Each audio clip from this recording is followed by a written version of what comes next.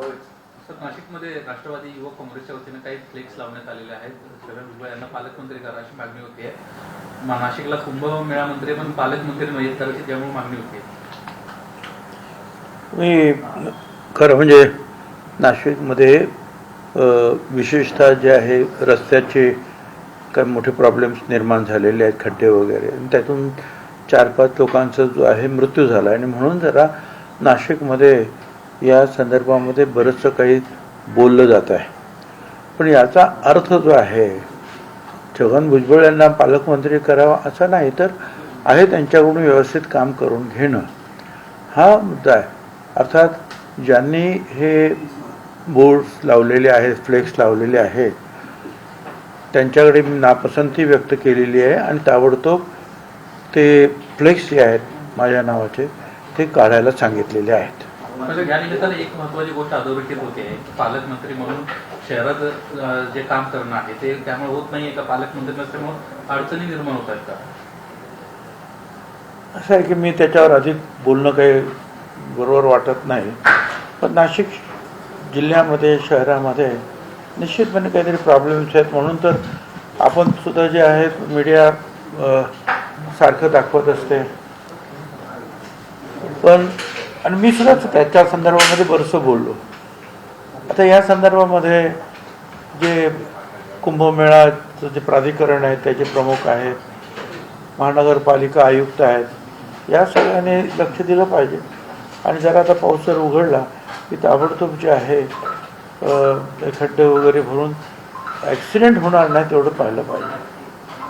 मी तर नेहमी म्हणतो की तुम्हाला जर रस्त्याचं काम करायचं असेल तर 2 भाग, एक जाणारा आणि एक येणारा. तर जिथं काम करायचं एका बाजूला, तर दुसऱ्या बाजूला जे आहेत खड्डे वगैरे असता कामा नये, म्हणजे जी आहे वाहतूक जी आहे ती सुरळीत चालेल. पण इकडे खोदून ठेवलेलं आहे आणि इकडे खड्डे आहेत, मग अडचण निर्माण होते आणि मग ट्रॅफिक जॅम, ॲक्सिडेंट्स या सगळ्या होतात. त्याच्याकडे लक्ष द्यायला पाहिजे सगळे. भुजबळ साहेब, भुजबळ यांना नाशिकच्या कुंभमेळ्याचं काम आणि दुसरीकडे खड्डे हे होणारे अपघात पाहता कुठेतरी पालकमंत्री नाहीये.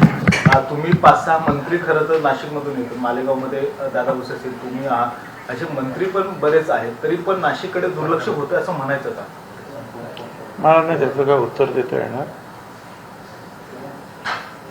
मी जे बोललो ते तेवढं आहे की नाशिकमध्ये जे आहे सर्व संबंधित अधिकारी आहेत, आणखी जे कोणी असतील कारभारी, त्यांनी जास्त लक्ष देण्याची गरज मला वाटते.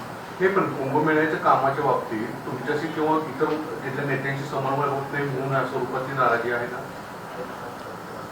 माझी काही नाराजी नाही आहे. माझी नाराजी एवढीच आहे की ते खड्डे जे झालेले आहेत त्यातून जे काही 4-5 मृत्यू झालेले आहेत, त्यातून नगरसेवक, आमदार, महापौर सगळेच त्रस्त आहेत. त्यांचं म्हणणं की आमचं गुन्हा एकच नाही.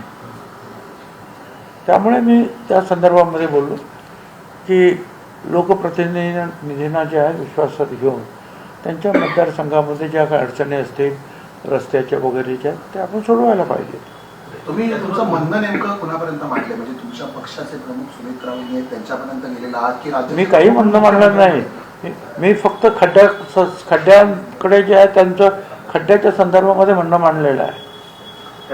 विजय वडेट्टीवार आजपासून खरं तर आहे ते ओबीसी मंडल यात्रा आहे ते सुरू करतात, कसं बघतात? कारण की गेल्या काही दिवसांपासून हा प्रश्न ओबीसीचा वारंवार पुढे येताना पाहायला मिळतो. ओबीसीची स्वतंत्र जनगणना व्हावी, लोकसंख्येच्या प्रमाणात असं आहे की ओबीसी जनगणना व्हावी, इथं आमची सुद्धा मागणी आहे. म्हणजे महात्मा फुले समता परिषद आम्ही 1991 पासून ही मागणी करतो आणि मोदी साहेबांनी पण ते कबूल केलं की आम्ही ही जातगणना जी आहे ओबीसीसाठी करणार आहोत. त्यामुळे दुसऱ्या टप्प्यामध्ये ते काम होणार आहे.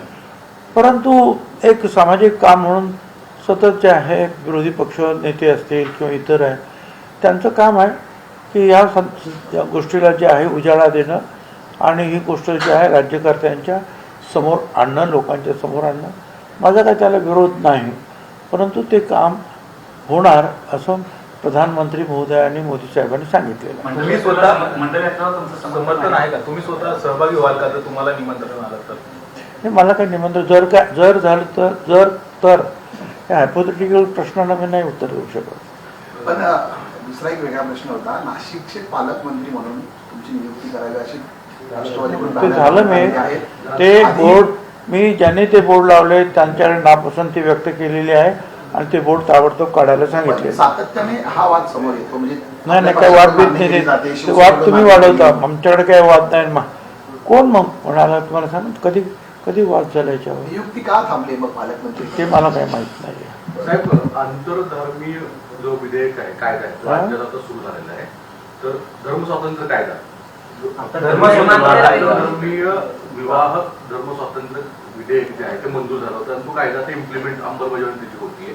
या कायद्याला प्रकाश आंबेडकरांचा विरोध आहे. त्यांचं म्हणणं आहे की आईचा धर्म लागू होणं हे रास्त नाही या, आणि या सगळ्या गोष्टींमुळे प्रत्येक सामाजिक यातला तणाव जो आहे धार्मिक तो वाढवण्याचा प्रयत्न केला जातो आणि याबाबत हायकोर्टात जाऊन पाहतायत अनेक जण. तुमचं काय मत आहे या सगळ्या पूर्ण कायद्यासंदर्भात? नाही मी हा पूर्णपणे काही तो कायदा वाचलेला नाही. वर्तमानपत्रातून आलं तेवढं मी वाचलेलं नक्की.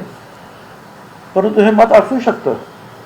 नाहीतरी आता आम्हाला सुद्धा सगळ्यांनी सांगितलेलं ना की आईचं नाव वडिलांचं नाव म्हणजे हे सगळे मंत्र्यांच्या बोर्डवर आपण तसं पाहतो आहोत. तर ती मागणी पुढे येऊ शकते. परंतु पुढे मग संसद जे आहेत आणि नाहीतर आपलं सुप्रीम कोर्टापर्यंत हे प्रकरण जाऊन त्याच्यामध्ये योग्य ते निर्णय होईल.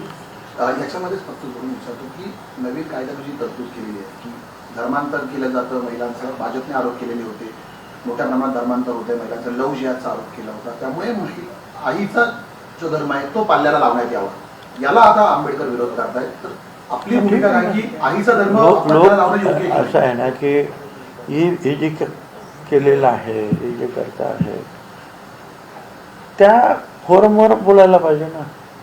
कारण मी जर या खुर्चीत बसलो असेल मंत्री म्हणून तर मी किती बाहेर असं बोलू शकतो या गोष्टीवर, माझं स्वतंत्र मत मांडू शकतो. जो फोरम असेल हे कायदा बनवणार तिथे ह्या गोष्टी ज्या आहेत मांडता येतील. गेल्या काही दिवसांतून राजकारणातून निवृत्त घेण्यासंदर्भामध्ये वेगवेगळ्या नेत्यांची वक्तव्य येतात. काल देखील पंकजा मुंडेंचं वक्तव्य आलं की आता राजकारणातून निवृत्ती घेण्याची वेळ आली. मला काही कल्पना नाही त्या असं का म्हणाल्या, परंतु असं का त्या त्रस्त झालेले आहेत हे पाहावं लागेल. आणि मला असं वाटतं की त्यांच्या ह्या जे काही ते म्हणाले त्याच्यामध्ये मुख्यमंत्री लक्ष घालतील, काय अडचणी असतील. जसं पंकजा मुंडे म्हणाले तसंच काल धनंजय मुंडे सुद्धा म्हणताना दिसले की जी काही सध्याची परिस्थिती आहे, जातीपातीचं राजकारण, धर्माचं राजकारण हे इतकं वाढलेलं आहे की हे पाहता राजकारणात राहावं किंवा राहू नये किंवा निवृत्ती घ्यावी या संदर्भात मी विचार करतोय. ठीक आहे, हे त्यांचं म्हणणं आहे आणि ते काही अंश काही खोटं आहे असं सुद्धा म्हणता येणार नाही. पण मग त्याच्यापासून आपण पळून जाता कामा नये. त्याच्यात राहून ही जी व्यवस्था आहे ती कशी सुधारेल यासाठी प्रयत्न करायला पाहिजे. तर जातीचं राजकारण वाढलंय म्हणून हे सगळे त्रस्त आहेत असं म्हणायचं. तो उत्तर दिले आहे मी. आज ना उद्या माझा पुतण्या देशाचा पंतप्रधान होईल असं मुख्यमंत्री देवेंद्र फडणवीस यांची काका यांनी म्हटलं आहे. असं आहे की अनेक शुभेच्छा देणारे असतात, आमच्यासारखे असतात, त्यांच्या काकासारखे असतात. पण मला असं वाटतं की ज्यांना खरोखरच असं वाटतं ते व्हावं त्याने ह्या गोष्टी अजिबात बोलू नयेत.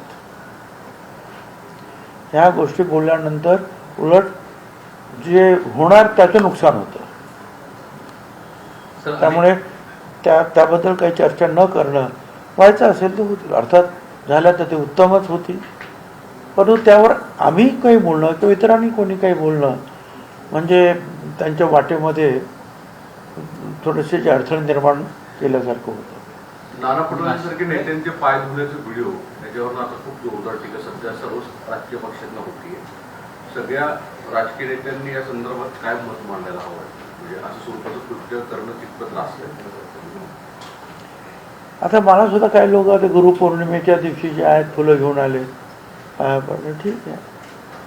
आता लोकांची ती भावना आहे गुरुपौर्णिमा आणि मग एखाद्याला आपलं आयकॉन मांडलं तर त्या ठिकाणी जाणं तर त्यांना फुलं देणं. परंतु आता हे पाय धुणं, पाद्यपूजा वगैरे वगैरे याच्याबद्दल काही म्हणजे काही बोलू शकत नाही. नाशिक पुणे रेल्वे मार्गाचा विषय अनेक वर्ष पेंडिंग आहे, त्यासाठी पुरेसा निधी मिळणं अपेक्षित आहे, तोही होत नाहीये. कुठचा? नाशिक पुणे रेल्वे मार्गासंदर्भातला नाशिक पुणे आणि ऑगस्ट क्रांती दिन 9 तारखेला या संदर्भात आंदोलन देखील एक मोठं जे आहे ते सर्वपक्षीय होतं अशी कानावर माहिती येते. आपली या सगळ्या अनुषंगाने काय भूमिका आहे? मला दुसरं काय माहिती नाही, परंतु नाशिक पुणे रेल्वे जी आहे ती जास्तीत जास्त लवकर झाली पाहिजे आणि कमीत कमी वेळेमध्ये हा प्रवास संपला पाहिजे. अशा रीतीने त्या रेल्वे मार्गाची आखणी व्हायला पाहिजे. चंद्रकांत पाटील असं म्हणतायत की देवेंद्र फडणवीस यांच्याकडे देवी शक्ती आहे, कसं ते या गोष्टीवर? त्यांना विचारा ना, मला काय माहिती आता.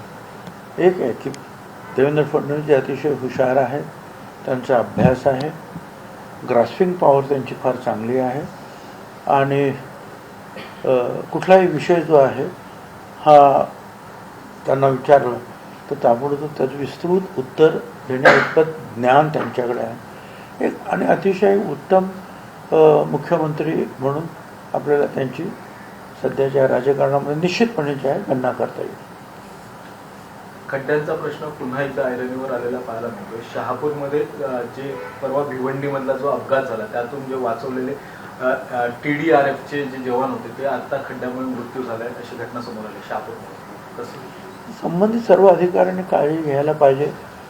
पाऊस पडतोय खरं आहे, पण मध्ये मध्ये तो उघडतो सुद्धा आणि पाऊस ज्या वेळेला उघडतो त्यावेळेला आता अनेक गोष्टी आलेल्या आहेत. पडलेला खड्डा जो आहे तो व्यवस्थित सुकवणं, त्याच्यासाठी सुद्धा आता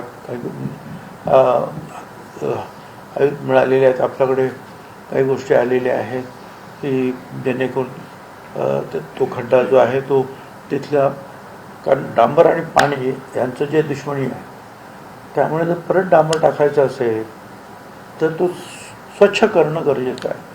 आणि खड्डे बुजवताना ते पूर्णपणे असे चौकोनी करून, जर तो असं वाकडा तिकडा असा असतो त्याला व्यवस्थित चौकोन करून थोडा खोल करून त्याच्यामध्ये जर हे जे ॲस्फाल्ट कोल्ड मिक्स व्यवस्थित जर दाबलं तर तो खड्डा परत उखडणार नाही. परंतु आता अलीकडे काय जसा खड्डा आहे तसं त्याच्यात टाकून देतात, ते अजिबात आहे. खड्डे भरण्याचं हे शास्त्र नाही. खड्डे भरण्याचं शास्त्र हेच आहे की जिथे खड्डा झाला असेल तिथे व्यवस्थित चौकोन करणं, तो थोडासा खोल करणं आणि मग त्याच्यामध्ये दाबणं, म्हणजे मग तो जे काही मटेरियल असतं ते असं परत बाहेर येत नाही, व्यवस्थित राहतं. पण आजकाल काय जे आपलं खड्डे भरतात, भरला खड्डे आणि ते परत ते असे निघून जातात.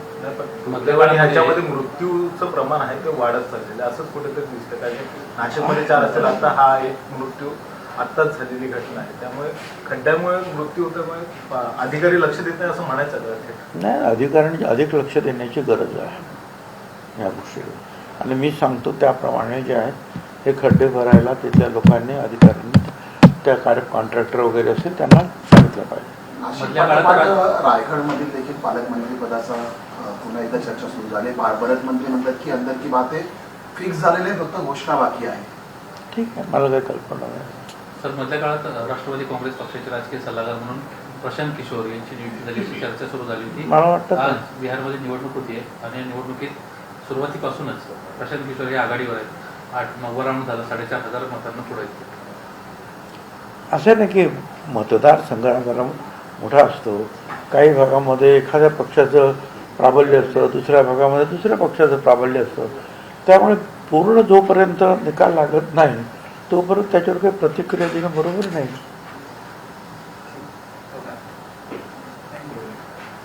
Thank you sir. सर, एक प्रश्न होता फक्त. मुंबई महापालिकेतील एक माहिती समोर आलेली आहे. 207 आरोपी आणि 112 म्हणजे ज्यांच्यावरती आरोप झालेले आहेत, तशी 207 आरोपी आहेत, त्यात 112 अजूनही सेवेत दिसून येतात BMCच्या. कशा प्रकारे मी वाचलं नाही, मला काय माहित नाही. भुजबळ साहेब, तुम्ही मुंबईचे मेयर होता, ते काही गाड्यांची एवढी खरेदी वगैरे खरंच गरजेची असते का की इतकी लक्झरियस हवी आहेत काय? वगैरे? मुंबई एक मिनिट काय बोलतात? मुंबई महापालिकेमध्ये नव्यानं गाड्या घ्या अशा स्वरूपाची मागणी सत्ताधारी विरोधक दोन्ही बाजूने आणि कुठल्या गाड्या? इनोवा काढायला इनोवा स्कॉर्पिओ आता सध्या आहे त्याच्याऐवजी इनोवा क्रिस्टा हवी. कोणासाठी? नाही, महापौर आहेत, उपमहापौर आहेत, विरोधी पक्ष नेते आहेत, वेगवेगळ्या समित्यांचे अध्यक्ष आहेत, त्यांना स्कॉर्पिओ गाडी आहे त्याच्याऐवजी सध्याच्या अद्यावत इनोवा क्रिस्टा घ्या म्हणून प्रस्ताव आलेला आहे तो मंजुरी केली आहे. नाही, त्याच्यात मुद्दा असा आहे की ज्या आता गाड्या घेतल्या आहेत ना स्कॉर्पिओ ते 4 महिन्यांपूर्वी घेतल्या. म्हणजे महापालिकेचे आहेत पैसे म्हणून अशा स्वरूपात महापालिकेचे इतके दिवस महापौर होतात मुंबईत तुम्ही काम केलंय. ठीक आहे. आता पूर्वीचं काय अँबॅसेडरच सगळे घेत होते, हिंदुस्थान सगळ्या अँबॅसेडर असायच्या. आता हे अनेक नवीन नवीन नवीन गाड्या आलेल्या आहेत, परंतु जर नुकत्याच जर त्या गाड्या घेतल्या असतील तर थोडे दिवस वापरून थोड्या दिवसानंतर निर्णय घ्या. महायुतीमध्ये शिंदेची शिवसेना तुम्ही आणि भाजप एकत्र आहात. गणेश नाईक आणि एकनाथ शिंदे प्रचंड वाद येतात कारण नवी मुंबईत थेट त्यांनी सांगितलं शिंदे की माझ्या नादाला लागाल तर या जागावर. इतक्या विकोपाला कसा वाद मित्रपक्षांमध्ये जातो? आता मला काय वाचलं ते मुख्यमंत्री त्याच्यात पाहतील काय करायचं. शेवटी ह्या राज्याचे आणि आमच्या सगळ्यांचे प्रमुख ते आहे आणि असले वाद जर असेल तर ते निश्चितपणे लक्ष घालून ते मिटवतात. चालेल.